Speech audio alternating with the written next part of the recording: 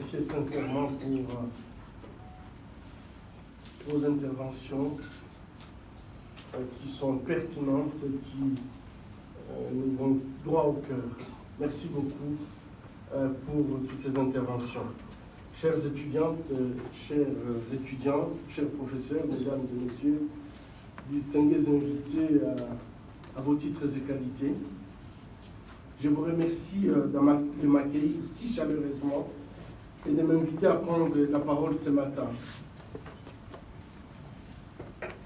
Vous aviez fait quelque chose juste pour reprendre le bon discours des tapis rouges.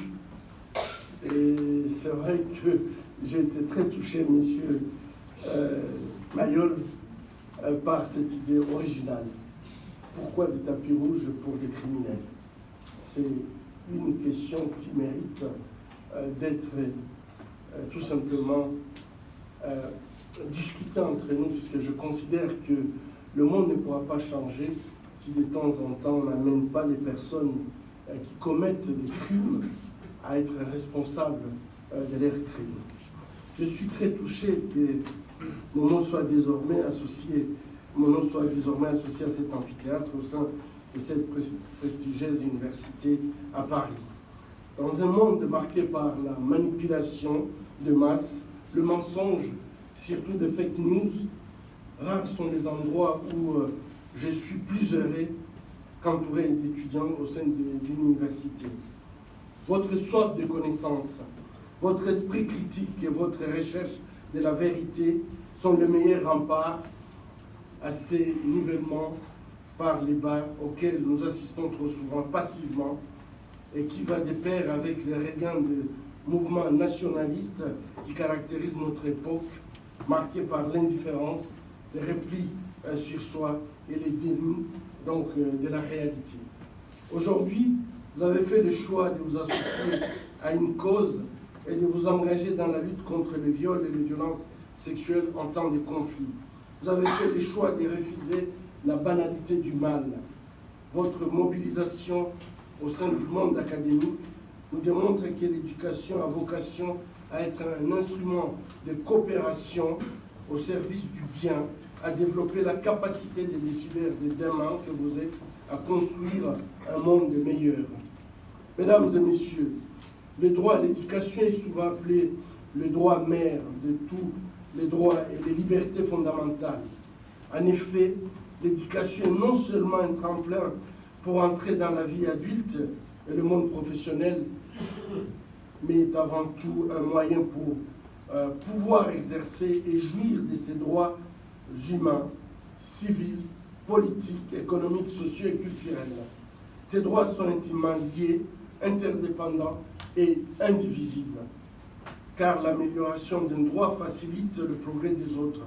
De la même manière, la privation d'un droit a un effet négatif sur les autres. Ainsi que signifie le droit de voter, le droit à la participation à la vie publique ou à la vie privée pour un analphabète souffrant de la faim et sans abri. Et ça, on peut le constater dans de nombreux pays, dont le mien, où en fait les gens leur demandent de voter, mais que signifie le droit de vote lorsque quelqu'un ne peut pas manger, lorsque quelqu'un n'a pas d'abri? Chers étudiants, en ayant la chance de poursuivre des études supérieures dans un institut renommé, l'opportunité vous est donnée non seulement de développer votre intelligence, mais aussi de contribuer de manière positive à l'évolution de la société en trouvant des solutions aux problèmes du monde et en luttant contre les injustices. Comme le disait Aristophane, éduquer, ce n'est pas remplir un vase, c'est allumer une flamme. Cette chance, cette opportunité, il faut la saisir, il faut la cultiver et l'exercer en pleine conscience. En baptisant cet amphithéâtre, vous manifestez votre choix de vous mobiliser contre les violences faites aux femmes et contre les inégalités hommes-femmes. Vous allumez cette flamme, vous vous engagez dans un combat pour le respect des droits humains, pour la justice et pour la paix. Par cet acte, vous témoignez du rapprochement et de l'empathie avec ceux qui souffrent, avec celles qui, face au mal, cherchent à retrouver leur dignité, leur place dans la société et leur soif de vivre. Vous refusez de rester indifférents face à cette barbarie dont sont victimes les femmes et les enfants, pas seulement en République démocratique du Congo, mais bien aux quatre coins de notre planète. Car cette violence dévaste les vies des millions de femmes dans les sociétés en conflit et en sortie des conflits, mais aussi en temps de paix. La représentante de la ministre vient de le dire. Je crois que lorsqu'on dit aux gens qu'en France, tous les 3 jours, il y a une femme qui est tuée, les gens se posent la question, en fait, on n'est pas en guerre en France, mais c'est une guerre contre les femmes. Et cette guerre, nous allons la gagner si nous mettons nos forces ensemble.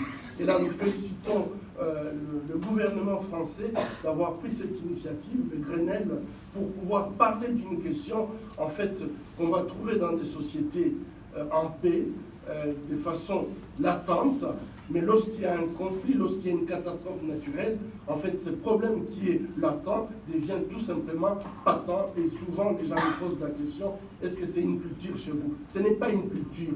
La question des violences sexuelles, vous la vivez dans le transport en commun, à la maison, vous la vivez dans les instituts universitaires, dans les campus, et je pense que notre engagement est très très important pour lutter contre ces fléaux. Mesdames et messieurs, au mépris des principes élémentaires du droit international humanitaire, les femmes et les enfants sont devenus de plus en plus les cibles privilégiées des combattants pour désorganiser les communautés adverses et les assujettir souvent pour des motifs bassement économiques, comme c'est le cas en République démocratique du Congo ou en Colombie. Je reviens de la Colombie et c'est vraiment triste de voir que cette arme est utilisée partout de la même façon pour diverses raisons, mais finalement, dans un pays comme la Colombie, c'est tout simplement pour des motifs bassement économiques que le viol est utilisé. En Bosnie, au Rwanda ou au Soudan, le viol a été utilisé comme une technique de nettoyage ethnique. Au Nigeria, en Irak, en Syrie, la vente des femmes sur le marché d'esclaves fait tout simplement la honte de la communauté internationale et nous interpelle tous. Je crois que quand j'avais vu pour la première fois des femmes yézidis sur les réseaux sociaux avec des prix, je me suis posé la question par rapport à moi-même, par rapport à mon humanité. Et comment on peut mettre un prix sur un homme, sur un humain? C'est tout simplement une honte et nous devons agir. Au nom de toutes ces victimes, je vous exprime toute ma reconnaissance. Nous comptons beaucoup sur vous. Votre engagement pris dans une université qui forme les décideurs de demain est très symbolique. Ces femmes qui souffrent de violences humaines comptent et continueront à compter sur votre soutien et vos décisions qui influenceront prochainement, probablement notre futur à tous. Les mauvaises décisions, en fait, peuvent avoir des conséquences sur toute la société. Mesdames et messieurs, partout où je vais, en Colombie, en Irak, en République centrafricaine, les survivants de la violence sexuelle m'implorent de partager avec la communauté humaine, de relayer leurs plus profonds souhaits, prévenir la répétition de ces crimes odieux, dire la vérité et rendre justice. Vous ne pouvez pas vous imaginer à quel point j'ai vu des femmes faire des centaines de kilomètres tout simplement parce qu'elles étaient prévenues que les criminels étaient derrière et elles laissent tout derrière puisqu'elles ont peur de la répétition de ces actes odieux. Et je crois que nous avons une responsabilité de pouvoir non seulement dire la vérité, rendre justice, mais éviter, prévenir la répétition de ces crimes pour les victimes de ces violences sexuelles. Sans une réelle volonté de lutter contre l'impunité des crimes à caractère sexuel, ces crimes se poursuivront malheureusement. La communauté humaine qui n'a pas pu empêcher ces violences s'entend utile à l'obligation aujourd'hui d'écouter la parole des victimes, de leur dire la vérité, de poursuivre et juger leurs bourreaux et de leur octroyer des réparations. Après près de 20 ans d'existence, nous saluons les récents verdicts de condamnation de la Cour pénale internationale, la CPI, du chef de guerre Bosco Ntaganda, pour diverses préventions des violences sexuelles, reconnu pour la première fois comme crime de guerre et crime contre l'humanité. Ces derniers avaient commis des viols à grande échelle, éventré des femmes enceintes. Et vous pouvez vous imaginer ces types de crimes où non seulement vous violez, mais vous éventrez pour sortir le bébé.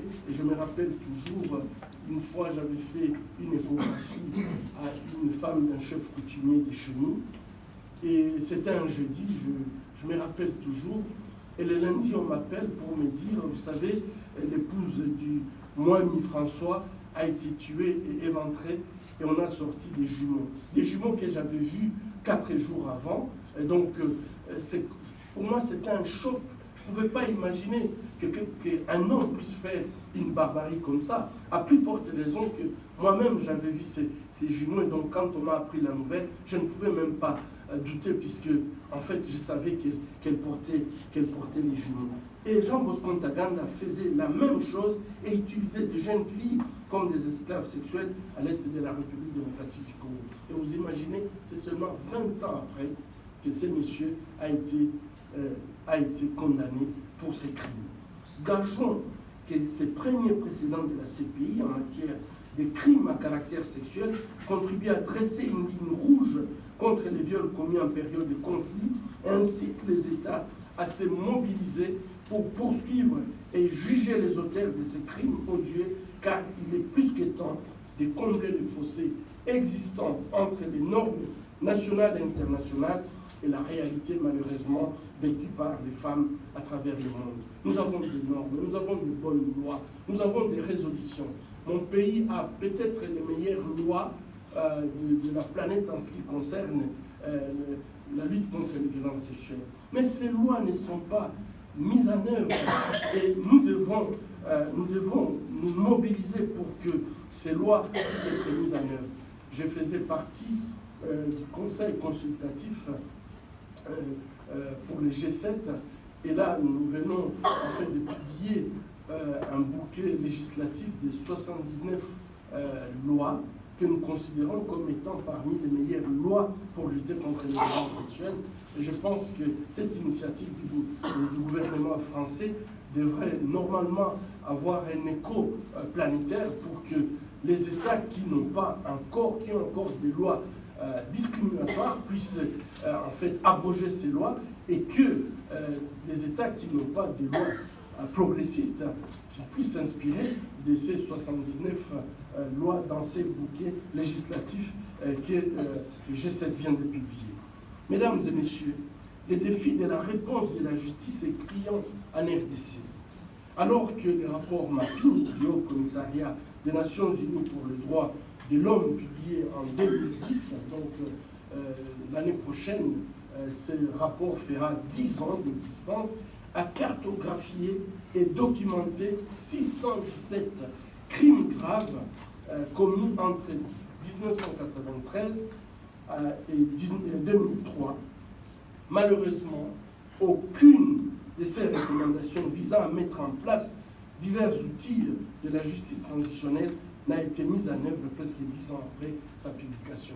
Et ça montre tout simplement à quel point, en fait, la réponse de la justice est tout simplement déficitaire en République démocratique du Congo, mais dans beaucoup de pays en conflit, où tout simplement les victimes continuent à réclamer justice.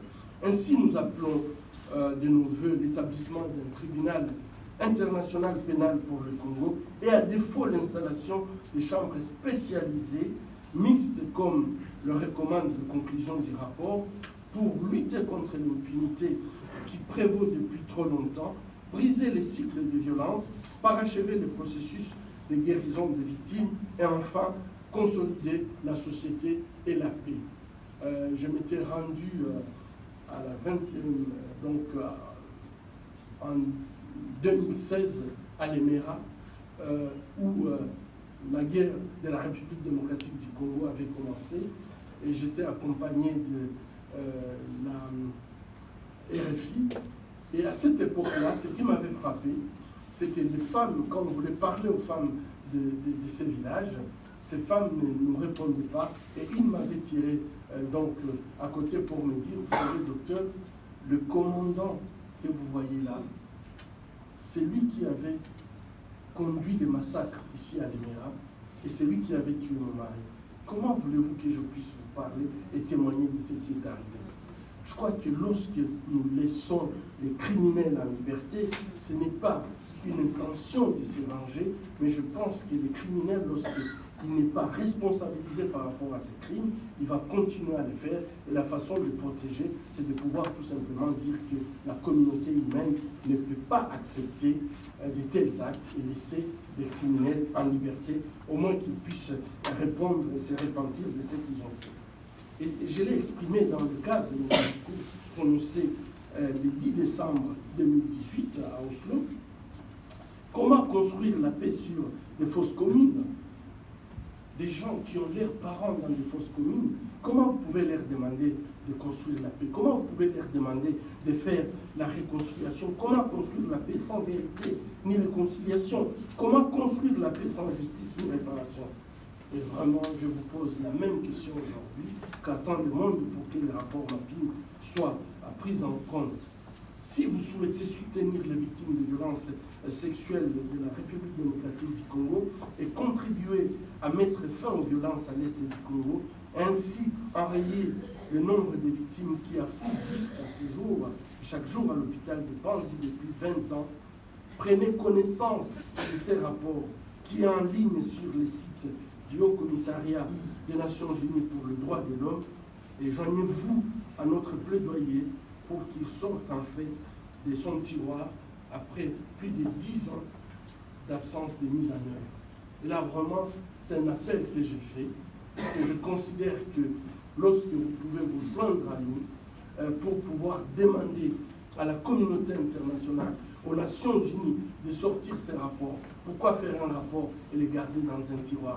Pourquoi faire un rapport où on donne les noms des victimes, où on donne les locations, où les violations graves des droits de l'homme ont été commises, et protéger les criminels? Donc, ceux qui ont commis ces crimes, jusqu'à aujourd'hui, leurs noms n'ont jamais été publiés.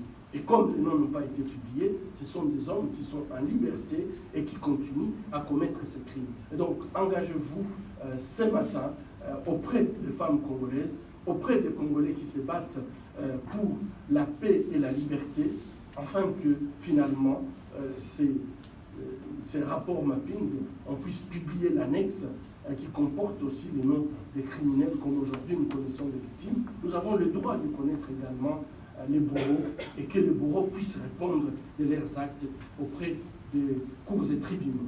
Mesdames et messieurs, la lutte contre l'impunité constitue une étape fondamentale dans le processus de guérison des victimes et pour nombre d'entre elles, la quête de justice peut devenir leur raison de vivre.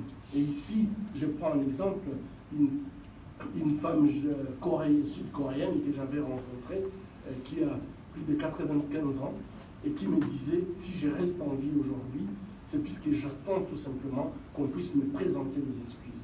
Et vous ne pouvez pas réaliser à quel point quelqu'un qui a été déshumanisé, qui a été humilié, s'attend à ces femmes lorsque vous demandez le type de réparation qu'elles veulent. C'est très clair, elles veulent qu'on puisse leur présenter des excuses par rapport à l'humiliation qu'elles ont subie. Et nous avons cette responsabilité, nous tous, de pouvoir amener à ce que les bourreaux puissent présenter les excuses. Pourtant, les obstacles sont légion pour obtenir la justice et les réparations. Depuis 10 ans, je me bats pour qu'on ait un fonds global de réparation, puisque finalement, à quoi ça sert aux victimes d'aller en justice lorsqu'après on leur dit « vous aviez gagné le procès, au revoir madame ». Je pense que ces femmes ont droit à une réparation. Et ça fait 10 ans. Aujourd'hui, je suis heureux de constater que le monde commence à se mobiliser et la France a été parmi les premiers pays à pouvoir participer avec 6 millions d'euros pour constituer ces fonds global de réparation. C'est avec cette vision que nous plaidons avec ma lauréate, d'ailleurs, Nadia Mourad, pour établir vraiment ces fonds pour que toutes les femmes qui ont des problèmes et qui veulent, par exemple, ne fût-ce qu'avoir des réparations sous forme symbolique.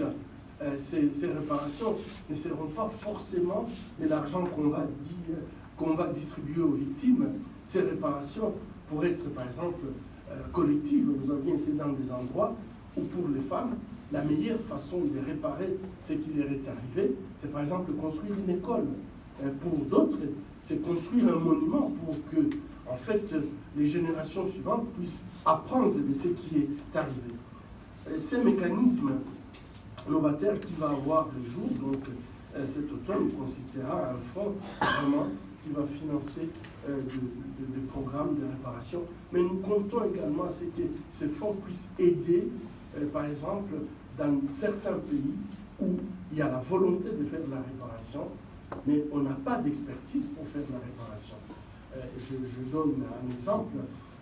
En Colombie, on avait commencé à faire des réparations et on a donné de l'argent, mais quelques mois seulement après, ces femmes qui ont reçu des réparations sous forme donc des réparations financières s'est retrouvées avec le même problème.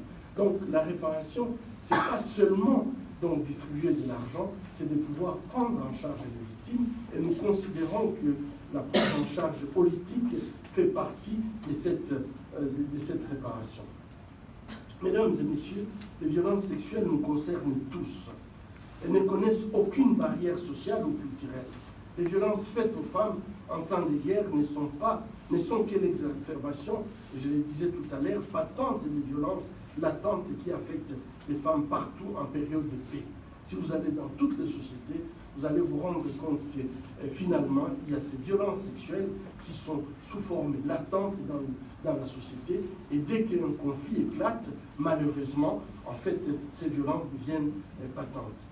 Je disais les récents Grenelle sur les violences conjugales initiées par le gouvernement français et la grande campagne médiatique qui l'accompagne ont mis en lumière l'ampleur et la gravité de ces fléaux en France. Pourtant, depuis plus d'un siècle, les femmes se sont battues pour arracher leurs droits à l'égalité et à gagner leur autonomie. En fait, j'ai discuté avec quelqu'un hier qui me disait qu'en France, c'est seulement depuis 1946 que les femmes ont le droit de vote. C'est très récent. Vous pouvez vous imaginer ça, un pays du droit de l'homme. Donc, il faut continuer à se battre, puisque je crois qu'il y a encore beaucoup de choses à arracher pour arriver à cette égalité homme-femme.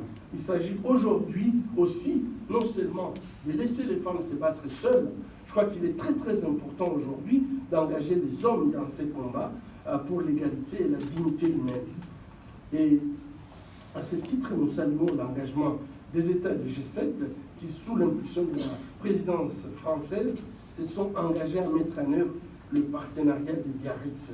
Je crois que c'est partenariat qui consistera non seulement à abolir les lois discriminatoires, adopter les lois progressistes en matière de droits de femmes, mais dans les 4 secteurs: la lutte contre les violences sexistes et basées sur le genre, l'accès à la santé et à l'éducation pour tous, l'autonomie économique et la non-discrimination dans la vie politique. Et nous venons donc de soulever que c'est seulement en 1946 finalement que la femme française était autorisée de voter.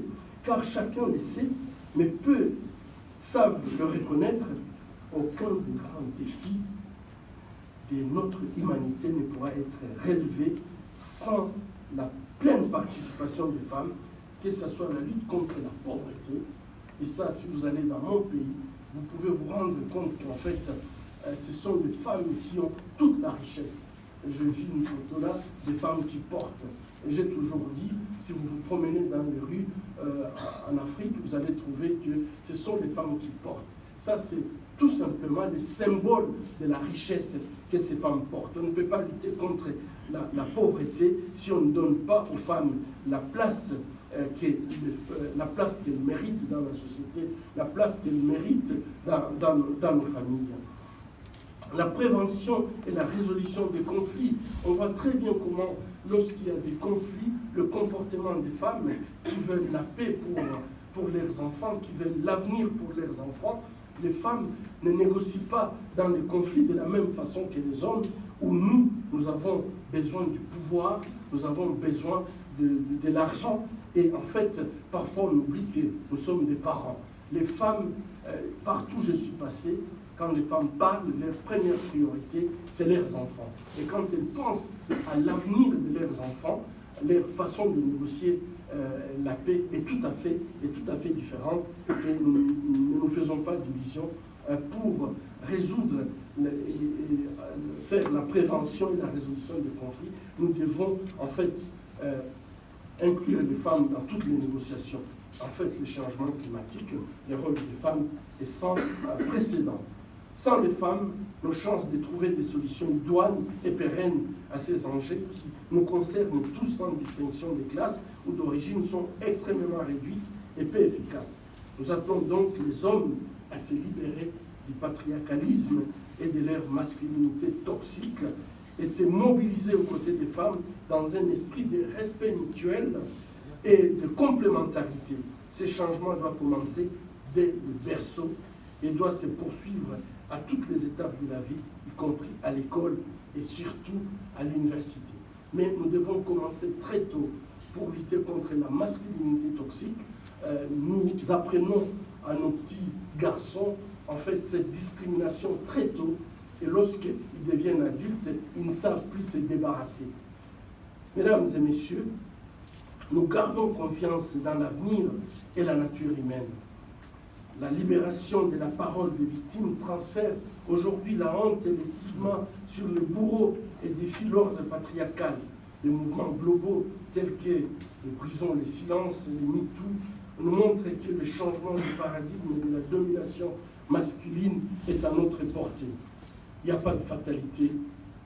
Les chemins existent pour construire une société plus juste et plus équitable, favorisant l'épanouissement de tous, où les femmes jouissent dignement de mêmes droits que les hommes. Mobilisons-nous, hommes et femmes, dans un esprit de solidarité, de coopération et de respect mutuel, à l'échelle individuelle et collective, locale et globale, pour construire un monde meilleur, débarrassé de violences sexuelles. Ce rêve est possible. Chacun de nous peut contribuer à les transformer en réalité. Agissons ensemble dès aujourd'hui pour un monde plus digne, plus équitable et plus pacifique, et donnons du sens à notre vie et une chance à notre survie en soutenant le combat des femmes. Je vous remercie.